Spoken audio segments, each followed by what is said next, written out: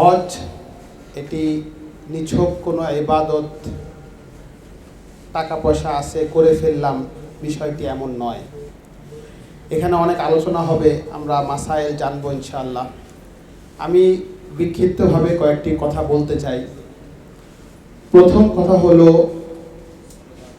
আল্লাহ তাআলা হজের বিধান যে নাজিল করেছেন, এর যদি আমরা শরীয়তের যে হুকুম আহকাম আসা, শরীয়তের বিধান আসার যে ধারাবাহিকতা লক্ষ্য করি, তাহলে হজের বিধান হলো ফরজের মধ্যে সবচেয়ে শেষ বিধান। ইমানের পরে নামাজ, নামাজের পরে রোজা, জাকাত, এরপরে বা জাকাত রোজা কাছাকাছি সময়, এরপরে একেবারে দীর্ঘ একটা সময় শেষ হওয়ার পরে আল্লাহ পাক নবুয়তের শেষ সময় রাসূলুল্লাহ সাল্লাল্লাহু আলাইহি সাল্লামের একেবারেই জীবনের শেষ মুহূর্তে হজের বিধানকে দিয়েছেন। তো নামাজ ফরজ হয়েছে নবুয়তের 2 থেকে 3 বছর আগে। এরপরে রাসূলুল্লাহ সাল্লাল্লাহু আলাইহি সাল্লাম যখন মদিনায় হিজরত করেন, একেবারে মদিনায় হিজরতের 1-2 বছরের মধ্যেই রোজা, জাকাত চলে আসছে। এরপরে প্রায় লম্বা একটা সময় গ্যাপ হওয়ার পরে যে শেষে হজের ফরজ আসছে। এর মাঝে রাসূলুল্লাহ সাল্লাল্লাহু আলাইহি সাল্লাম কয়েকবার ওমরা করেছেন, কিন্তু তিনি জীবনে একবারই হজ করেছেন, জীবনের একেবারেই শেষ প্রান্তে এসে। তো এই জন্য ওলামায়ে কেরাম বলেন যে হজের বিধানটা আল্লাহ পাক এত দেরিতে কেন দিলেন। মক্কা বিজয় হয়ে গেছে, মক্কা বিজয় হওয়ারও 2 বছর পরে হজের বিধান আসছে কেন? তো এই জন্য হজের বিধানটা হলো, এই যে একজন মুমিনের আল্লাহর সাথে যে সম্পর্ক, সেই সম্পর্কের চূড়ান্ত রূপ, চূড়ান্ত পরীক্ষা দেওয়ার জায়গা। এজন্য হজের কোনো বিধান, হজের যে আমলগুলো, এই আমলগুলো যুক্তি দিয়ে বোঝার কোনো সুযোগ নাই। এই জন্য আমাদের আজকে আমরা এখান থেকে যারা আমরা আল্লাহ পাক আমাদেরকে কবুল করেছেন, আমাদের প্রথম যেটা নিয়ত আসতে হবে, খুব গুরুত্বপূর্ণ কথা আমরা শুনলাম।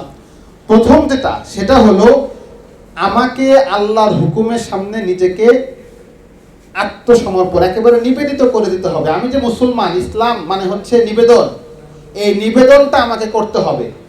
আমরা দোয়া পড়ি, ইন্না সলাতি ওয়া নুসুকি ওয়া মাহইয়ায়া ওয়া মামাতি লিল্লাহি রাব্বিল আলামিন লা শারীকা লাহ। ইব্রাহিম আলাইহিস সালামের যে দোয়া আল্লাহ তাআলা নবী সাল্লাল্লাহু আলাইহি সাল্লামকে শিখাইছেন, এই দোয়া যে আমার জীবন, আমার মরণ, আমার সকল ইবাদত সকল একমাত্র আল্লাহর জন্য, এটার একটা বাস্তব পরীক্ষা আমাকে দিতে হবে। এবং শুরু থেকে নিয়ে হজের প্রত্যেকটা আমল, শুরু থেকে শেষ পর্যন্ত প্রত্যেকটাই যুক্তির ঊর্ধ্বে।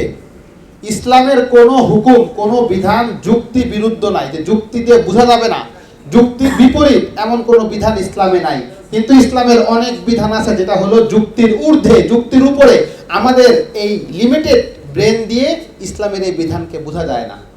এজন্য শাইখুল ইসলাম আল্লামা মুফতি তকি উসমানী হাফিজাহুল্লাহ একটা বড় একটা আলোচনা আছে, আকল কি দায়রায় কার, যে আমার বিবেকের, মানুষের বুদ্ধি বিবেকের দায়রা, সীমানা কতটুকু।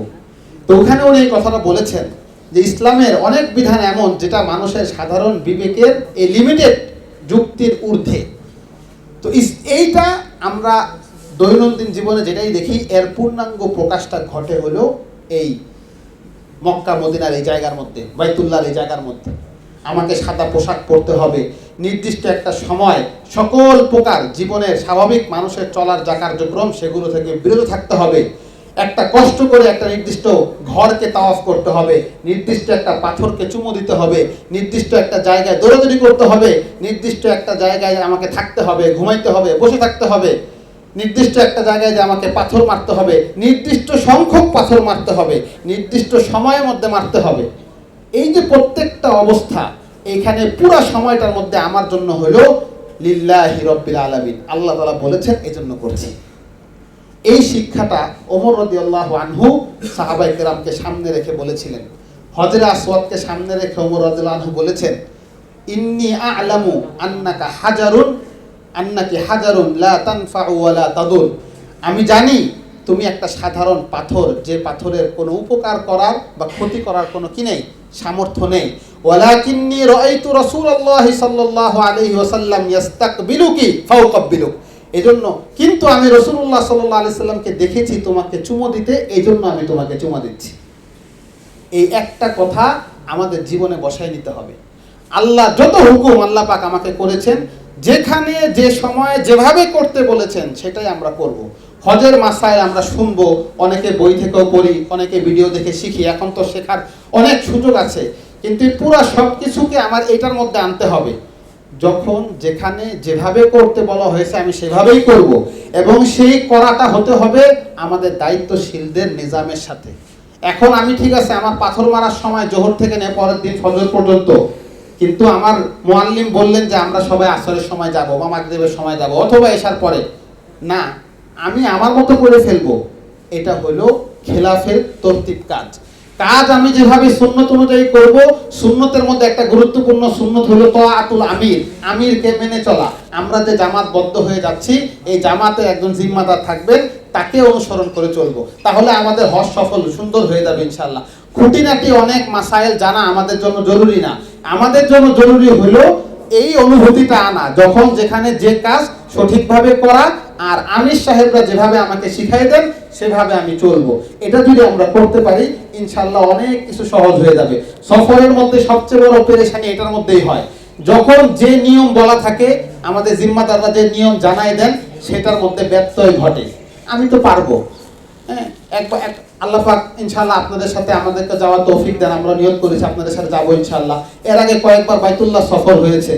এক সফরের মধ্যে গত বছরের কথা, মক্কা থেকে জেদ্দায় গাড়ি বাস ছাড়বে, বাস ছাড়ার সময় দেওয়া হয়েছে সকাল 9টায়। সবাইকে বলা হয়েছে 9টা বাজে বাস আসবে, বাস তো দাঁড়াইতে পারে না রাস্তায়, সবাই নিচে নেমে দাঁড়িয়ে থাকবো, আর বাস ঢুকবে, বাসে উঠে যাব। আমাদের এক সাথী সবাইকে বলছে আপনারা যদি ফজরের পরে ঘুমাইতে চান ঘুমাই নেন, 8টার সময় সবাই উঠবেন, তৈরি হয়ে 9:30টার সময় নিচে নেমে যাবেন। একজন সাথী উনি, আমি তো তৈরি আছি, আমার লাগেজ তৈরি আছে, ফজরের পর থেকে উনি ঘুমান নাই। যখন আমরা নামতেছি উনি বলেন ঠিক আছে আপনারা তো ছোট লিফট, আপনারা লিফটে করে লাগেজ নিয়ে নামেন, আমি নামতেছি। এইভাবে বলে ওই মুহূর্তে ওনার চোখ লেগে গেছে, উনি ঘুমায় গেছে। আমরা সবাই নেমে গাড়িতে উঠে গেছি, ওই ভদ্রলোক কি আসেন না, পরে ফোন দিয়ে দেন উনি ঘুমাচ্ছেন। শুধু ওনার জন্য বাসকে আবার ঘুরায় আনতে হয়েছে 1.5 ঘন্টা পরে। দেখেন এই যে শুধুমাত্র আমি যদি এইটুক আমার মধ্যে আসে, যে আমাকে যে ইলতিজাম দেওয়া হয়েছে, হজের সফরটা কিন্তু আরো কঠিন। ওমরাহ সফরের মধ্যে ঘটনা এটা, এখানে কোনো ঝামেলা নাই। হজের সফরে এই ছোটখাটো বিষয়গুলো অনেক জটিল হয়ে যায়, পুরা জামাতের কষ্ট। আল্লাহ পাক বলছেন যে ফালা আরাফাসা ওয়ালা ফুসুকা ওয়ালা জিদালা ফিল হজ। এই ছোট্ট কারণে যদি আমার মধ্যে ঝগড়া আসে, একজন মুসলমানের ক্ষতির কারণ যদি আমি হয়, আমার আমল তো নষ্ট হয়ে যাবে। এই জন্য মাসলা মাসাইল আমার খুব বেশি মনে রাখতে হবে, এটা জরুরি না, যতটুকু আমরা মনে রাখতে পারবো আলহামদুলিল্লাহ, কিন্তু এইটা ইলতিজাম করব যে আমার প্রত্যেকটা কাজ যেভাবে করতে বলা হয় সেভাবে আমি করব, কোনো যুক্তি দিয়ে চিন্তা করব না। মুফতিয়ানে কেরাম আছেন, তারা বলবেন, আমরা তাদেরকে অনুসরণ করে চলবো, আর জামাতের আমিরের জিম্মাদারিটা আমরা খুব ভালোভাবে মানবো। আল্লাহ পাক আমাদের সবাইকে তৌফিক দান করেন, সবার সফরকে সহজ করেন। হজের প্রত্যেকটা আমলের মধ্যে সহজ করা এবং কবুল করার দোয়া বলা হয়েছে, এটা খুব গুরুত্বপূর্ণ। রোজার মধ্যে বলা হয়েছে ঈমানান ওয়া ইহতিসাবান, ঈমানের সাথে এবং সওয়াবের আশায়। আর হজের আমলের মধ্যে এই দোয়া শেখানো হয়েছে যে আল্লাহ পাক সহজ করেন, কবুল করেন। আজকে থেকে আমরা এই দোয়ার মধ্যে অভ্যস্ত হব যে আল্লাহ আমার প্রত্যেকটা কাজকে আপনি সহজ করেন, কবুল করেন। শুধু ওইখানের সহজ না, এইখানের সহজও। এমন অনেক হাজিয়ে নিয়ত করেছেন, দেখতে পারতেছেন না, আছে না এমন বিভিন্ন কারণে শেষ মুহূর্তে কারো হয়তো যাওয়া বন্ধ হয়ে যেতে পারে। এই জন্য আল্লাহর কাছে এখন থেকে নিয়ত করা, আল্লাহ সহজ করেন, কবুল করেন। আল্লাহ পাক আমাদের সবাইকে তৌফিক দান করেন। ওয়া আখিরু দাওয়ানা আলহামদুলিল্লাহি রাব্বিল আলামিন।